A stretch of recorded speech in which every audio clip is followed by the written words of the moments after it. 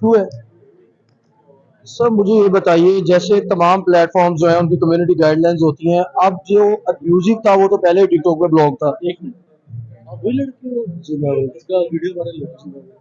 सारी आपका सॉरी नाम भूल गया मैं। अली भट्ट, अली भट्ट साहब। अली भाई, जितने सोशल मीडिया प्लेटफॉर्म्स हैं वो रिस्ट्रिक्ट करते हैं अपने यूजर्स को कि ऐसी कोई अब्यूजिव या इस तरह की कोई चीज जो है जो मतलब न्यूड हो वो पोस्ट ना होती हो। टिकटॉक का एक बहुत हम जैसे कहते हैं ना व्यवहार बहुत गंदा था, लेकिन अब इस पे टिकटॉक ने सोचना शुरू कर दिया है। इसको कैसे देख रहे हैं आपके, इसमें क्या रेवोल्यूशन आएगा?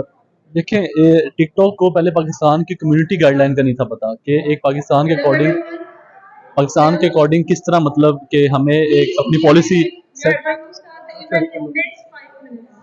चल अच्छा, दोबारा से आ जाते हैं। अच्छा तो अच्छा सीन पाकिस्तान को अपनी कम्युनिटी गाइडलाइंस। हाँ, टिकटॉक को नहीं था पता कि पाकिस्तान